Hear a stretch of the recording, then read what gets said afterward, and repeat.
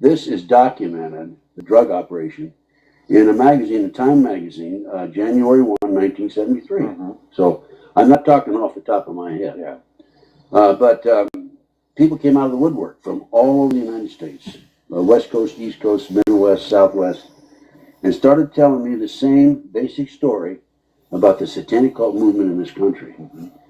The satanic cult movement dovetails and is tied into the Illuminati, that is tied into the U.S. intelligence community, that is tied into the illegal drug activity in this country, that is tied into the MK Ultra mind control program, which is a CIA program that began after World War II, code word Operation Paperclip. In other words, I'm saying, why? I don't understand. Where is the conspiracy? And let's prove the conspiracy, because I'm skeptical too. I'm a law enforcement officer for 28 years. Right. And we're bred to be suspicious and to be curious. But even, and you mentioned Air America. When I was in Vietnam, I had work orders a number of times that I would go down and work on Air America airplanes. And I never had a clue. I mean, Air America sounds like a pretty nifty outfit. And I never had a clue what these airplanes were all about. And then in my debriefing, which I can't tell you, I think I just did that, didn't I? Oh well, you're in trouble. Anyway. No, listen, let me tell you, Dennis. There's been so much publicity about Air America that you're okay. Yeah, but Air America, there it was. No, I'm not going to tell you that. I know people that have pictures of the airplanes. That Air America, there it is. And at that time, I mean, I was gung-ho military. I was taking care of the country. And the Illuminati, I thought, was a brand of light bulbs. I mean, that's how far it went at that time. Now, after doing a study, and the reason we're doing this, people, is for your information. We know this stuff, and we believe it, and we're just going to tell you what we found out. Do with it what you want. But the Illuminati has been documented, just like Air America, clear back, way back, to the days of the origination of the Constitution. That's right. Now, you're aware, of course, I don't know if your audience is aware, but Air America, there was so much publicity on Air America, even a movie came out of Hollywood on it, that they dropped the name, and then it was known as Evergreen Airline, and so forth. Yeah. Now... Shit. I forgot that part. When we first started researching the sea trails, those pretty white lines in the sky, that's who was doing it. That's also who has fleets of black helicopters right outside the Evergreen installation, which has been wiped from Google Earth, by the way. I can no longer find it. Airlines is Janet Airline, right, which hauls the CIA employees out of Las Vegas every day up to Area 51 and back in the afternoon. They land about 2:30. Wait a minute, I read Janet Airlines land. Well, I'm sorry, but there is an Area 51 because I was just there a couple of weeks ago. Yeah, that's right. I saw you there. And I gave a lecture there. No, it is amazing, and I know I watched Janet Airlines take off, and I watched them when they were black, a black 737, no numbers. Can you believe that? Really? Now they're white with a red stripe, so they've prettied them up a little bit. They've run them up. Yeah. They've upgraded. Yeah, right. Anyway, back to this light bulb company, the Illuminati. The Illuminati. The light bulb company. Back. What's their plan? That's what we should nickname it, so you don't get a strike. The light bulb company. I don't want to hold it up, Dennis, on the Illuminati. No, this is my copy of your report. This is your copy. Yeah, if you want one, you have to get it from him. But this report takes the goals of the Illuminati and then comes right in behind the goals and documents what's happening today, how the goals are being implemented and activated. Have you got the goals? Yes, I've got the gold right here. All right. And this is a book. This is my Bible when it comes to the Illuminati. It's called Pawns in the Game, and it's by William Guy Carr. William Guy Carr was a Canadian author, commander in the retired in the Canadian Navy, and he couldn't understand why we had so much war and so medieval things taking place in the world. So he, like me, did his own research and found out really why. Mm-hmm. And in his book, it's a fabulous book, and this is available through me, by the way, in my I was going to research. say, it looks like it's got some age on it. Oh, it's an old timer. Yeah, I've used this quite extensively, but there are new copies that are available. Mm-hmm. Anyway, why don't I just go through these goals? How many goals are there? There's 25 goals.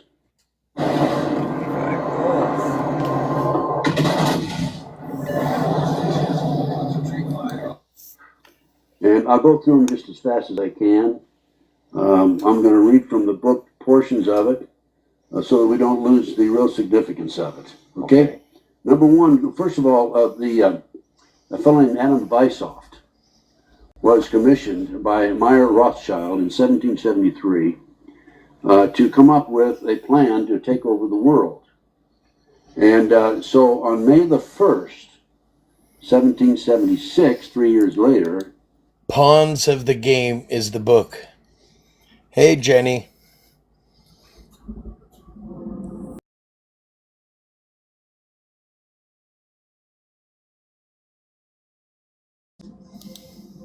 and he couldn't understand why we had so much world report takes the goals of the Illuminati and then comes right in behind the goals and documents what's happening today, how the goals are being implemented and activated. Have you got the goals? Yes, I've got the goals right here. All right. And this is a book. This is my Bible when it comes to the Illuminati. It's called Pawns in the Game, and it's by William Guy Carr. William Guy Carr was a Canadian author, commander in the retired in the Canadian Navy, and he couldn't understand why we had So William Guy Carr is the guy that wrote the book, Pawns of the Game. much war and so medieval things taking place in the world. So he, like me, did his own research and found out really why. Mm-hmm. And in his book, it's a fabulous book, and this is available through me, by the way, in my I was going to research. say, it looks like it's got some age on it. Oh, it's an old timer. Yeah, I've used this quite extensively, but there are new copies that are available. Anyway, why don't I just go through these goals? How many goals are there? There's 25 goals. And I'll go through them just as fast as I can. I'm going to read from the book portions of it so that we don't lose the real significance of it. Okay? Number one, first of all, a fellow named Adam Weishaupt was commissioned by Meyer Rothschild in 1773 to come up with a plan to take over the world. And so on May the 1st, 1776, 3 years later, he had put this plan together, and the goals were announced. May the 1st is a communist holiday, as you know. Mm-hmm. By the way, it's kind of interesting. Area 5151, May the 1st. Right. I don't know if there's any significance there or not, but, you know, I'm not saying there is, I'm not saying there isn't, but okay, all right. Tell me I'm a kook. Okay? Well, 51 relates to a lot of things if we got... Yeah, well, I'm just saying that's kind of a little interesting twist there. Happy May Okay, Day. beg your pardon? Happy May Day. Happy May Day, Right. that's right. Okay, number one, the speaker in this meeting with the Rothschild and other leading, he was in Germany, Weishaupt said that he unfolded the plot by saying that because the majority of men were inclined to evil rather than good, the best results in governing them could be obtained by using violence and terrorism and not by academic discussions. He goes on and says that the The way to rule is logically to conclude that by the laws of the nature, the right lies in force. And we see that every day. Right. We see that in the Middle East right today. In the Middle East, we see that in Middle Reno. Well, we see that also in the riots and everywhere. And in the pitting the blacks against the Mexicans and the blacks against the whites. Right. And that's part of the master plan. Number two, he next asserted that political freedom is an idea and not a fact. He stated that in order to usurp political power, all that was necessary was to preach liberalism so that the electorate, for the sake of an idea, would yield some of their power and prerogatives which the plotters could then gather together into their own hands. Liberalism is very active in this country today. That's right. Number three, the speaker asserted that the power of gold had usurped the power of liberal rulers even then, and of course this started in 1773, it was announced in 1776. He reminded his audience that there had been a time when faith had ruled, but stated that once that freedom had been substituted for faith, the people did not know how to use it in moderation. He argued that because of this fact, it was logical to assume that they could use the idea of freedom to bring about class wars. He pointed out that it was immaterial to the success of his plan whether the established governments were destroyed by internal or external foes, because the victor had of necessity to seek the aid of capital, which, quote, is entirely in our hands. Number four, he argued that the use of any and all means to reach their final goal was justified on the grounds that the ruler who governed by the moral code was not a skilled politician, because he left himself vulnerable and in an unstable position on his throne. He said, those who wish to rule must have recourse to cunning and to make believe, because great national qualities like frankness and honesty are vices in politics. Number five, he asserted, our right lies in force. The word right is an abstract thought and proves nothing. I find a new right to attack by the right of the strong and to scatter to the winds all existing forces of order and regulation, to reconstruct all existing institutions, and to become the sovereign lord of all those who left to us the rights of their powers by laying them down voluntarily in their liberalism.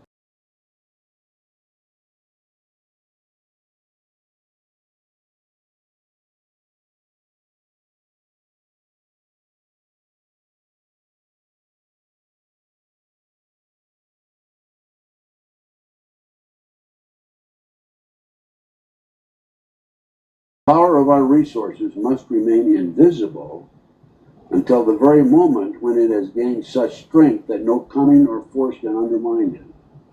He warned them that any deviation from the line would risk bringing to naught the labors of centuries. So it's secret.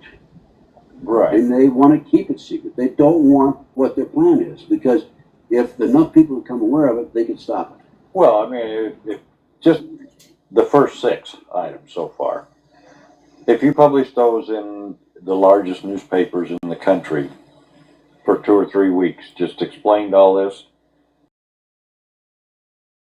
it'd be all over with. The people would be so outraged. That's right. And we're coming up to that in just a few minutes. Why it's that's not the 7th one, but the use of mob psychology to obtain control of the masses. He reasoned that the might of the mob is blind, senseless, and unreasoning, and ever at the mercy of suggestion from any side. He stated only a despotic ruler can rule the mob effectively, because without absolute despotism, there can be no existence for civilization, which was carried out not by the masses, but by their guide, whosoever that person might be. He warned that the moment the mob seizes freedom in its hand, it quickly turns to anarchy. Number 8, he next advocated the use, this is a good one, of alcohol, liquor, drugs, moral corruption, and all forms of vice to be used systematically by their agenteurs to corrupt the morals of the youth of the nation. He recommended that special agenteurs should be trained as tutors, lackeys, governesses, clerks, and by our women in the places frequented by the masses. He added that in the number of these last I count also the so-called society ladies who become voluntary followers of the others in corruption and luxury. We must not stop at bribery, deceit, and treachery when they should serve towards the attainment of our goal. Don't we see that today? We see, I haven't missed anything we don't see today so far. I mean, that is heavy, though. Stop and think of what's happened to the youth of America today. Oh, right. There's no question about it. The drugs, the dressing in the satanic symbols, the emblems that they use, sex. Look at television. Absolutely. The greatest media in the history of the world, and it's being used to influence our youth and also us, of course, through subliminal messages. Okay, number 9, turning to politics. He claimed that they had the right to seize property by any means and without hesitation, yet by doing so, they secured submission and sovereignty.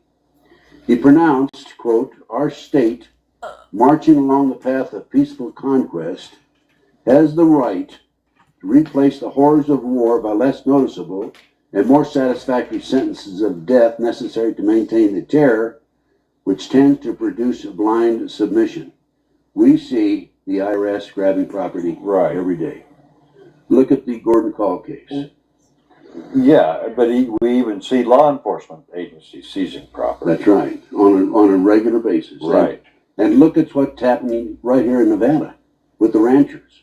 Oh, we got the federal government has basically seized 87% of the state of Nevada. the state of Nevada. Sure. And they've taken the large ranchers and put them out of. They're trying to put them out of business. They're fighting. They are putting them out of business. That's right. Number 10, dealing to the use of slogans, he said, in ancient times, we were the first to put the words liberty, equality, and fraternity into the mouths of the masses.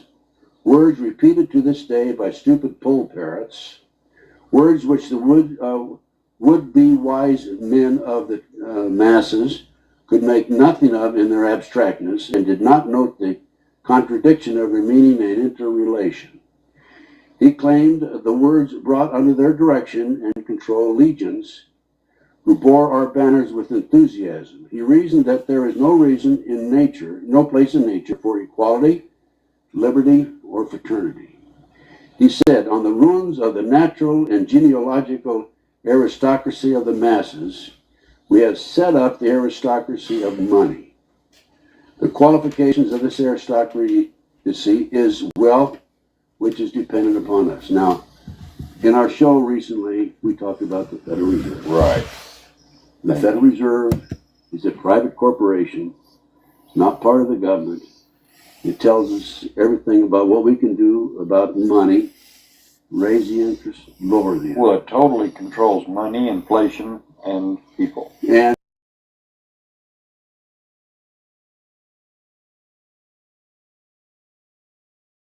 I find it amusing. I don't enjoy it. I find it amusing. The gas prices have been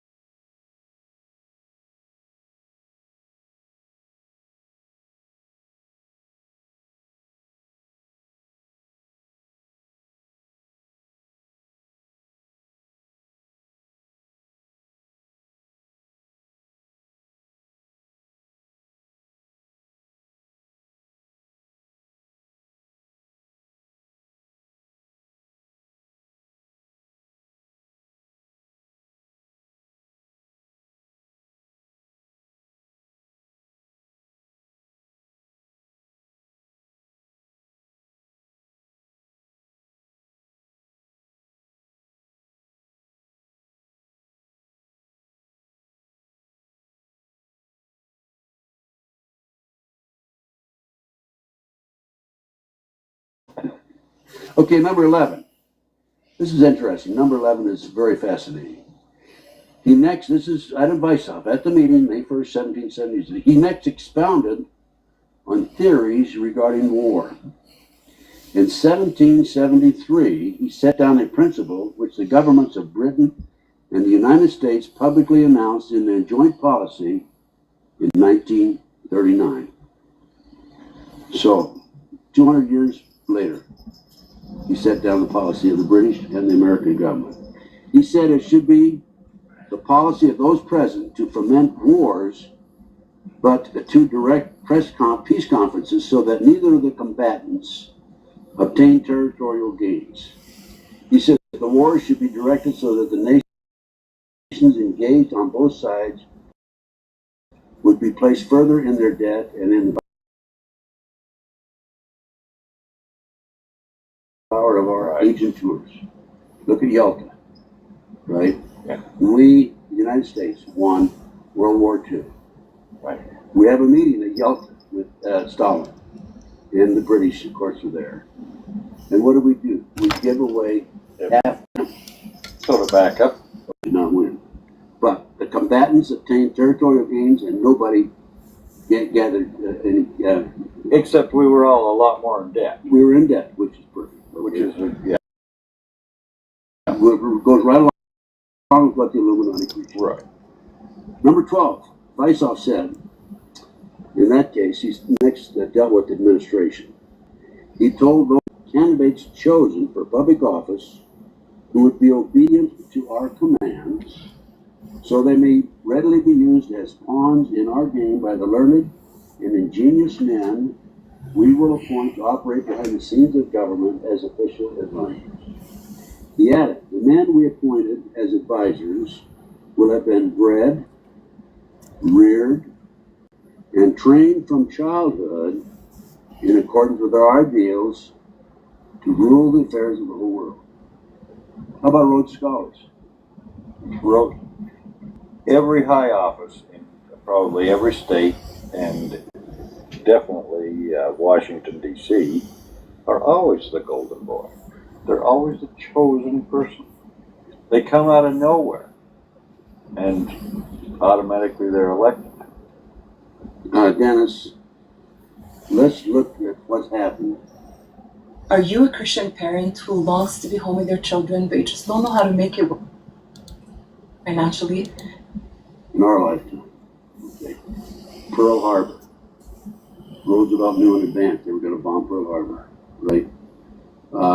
Jack Kennedy's assassination, a joint CIA Chicago mob operation. Look at Bobby Kennedy. He was assassinated. It was an 8-shot gun. There were 13 bullets in the walls. Right. Look at Waco. Look at Oklahoma City. Now, the point I'm making there is, look at the Warren Commission report on the Jack Kennedy assassination. Mm-hmm. The point I'm making there is, the people in Washington, D.C. who fall in this category, it seems like a majority of them do, they're pawns. Right. They're covering up. And that's why they have control of what goes on at the high levels of our government. Right. But what happens? I mean, there has to be, in my little mind, some enlightenment somewhere, somehow. I mean, you can't have this many people walking around sound asleep. I mean, I see it, and I know it sounds ridiculous, but the masses, how are they not reacting? Fucking programmed by TV. First of all, we're coming to that very shortly. In fact, that's number 13. Let me read number 13, we'll come back to it. Okay. Number 13, it dealt with propaganda and explained how their combined wealth could control all outlets of public information while they remained in the shade and clear of blame, regardless of the repercussions due to the publication of libel, slander, or untruths. The speaker said, quote, thanks to the press, we have got gold in our hands, notwithstanding the fact that we had to gather it out of the oceans of blood and tears. But it has paid us even though we have sacrificed many of our own people. Each victim on our side is worth 1,000 of the masses. Control the press. If we had a real, honest, free press in this country, they would attack Arlen Specter, the senator from Pennsylvania, on the magic bullet. Right. They would attack the federal government on Oklahoma City, Ruby Ridge. They would have to. And a congressman should be standing on top of the desks and shouting, "We want an investigation." Right. In the World Trade Center bombing in 1993, this is documented in a New York Times article, October 28, 1993. The FBI not only knew in advance they were going to bomb the World Trade Center, they furnished ingredients for the bomb. Why is not Congress asking for an investigation of that? 6 people were killed. Right there, you're telling me. Right. That's the answer, right? Right. And the press is not doing that. Mainstream media is not doing that. You are, Dennis. Well, they're bought and paid for, the mainstream media. Well, and also the large conglomerate manufacturers and big business. Right. Okay, number 14. He next explained the necessity of having our agent tours always come out into the open and appear on the scene when conditions have reached their lowest ebb and the masses have been subjugated by means of want and terror. He pointed out that when it was time to restore order, they should do it in such a way that the victims would believe they had been the prey of criminals and irresponsibles. He said, quote, "By executing the criminals and lunatics after they've carried out our preconceived reign of terror, we can make ourselves appear as the saviors of the oppressed. We are interested in just the opposite, in the dimension, the killing out of the masses of the people." By the way, there's a movement to reduce the world population to 500 million. The United States would have 20 million people, right? A tenth of the population? Right. Speaking of killing out of the masses. Number 15, he next explained how industrial depressions and financial panics could be brought about and used to serve their purpose, saying, quote, "Enforced unemployment and hunger, imposed on the masses because of the power we have to create shortages of food, will create the right of capital to rule more surely than it was given to the real aristocracy and by the legal authority of kings." He claimed that by having their agent tour control the mob could then be used to wipe out all who dared to stand in their way. Henry Kissinger made this statement once. If you want to control the population, you control the food. Right. Number 16. That talked about the Freemasonry. Now, I want to make it very clear. We're talking about the Masons. There are a number of outstanding, wonderful men in the Masons. Yeah. Okay, just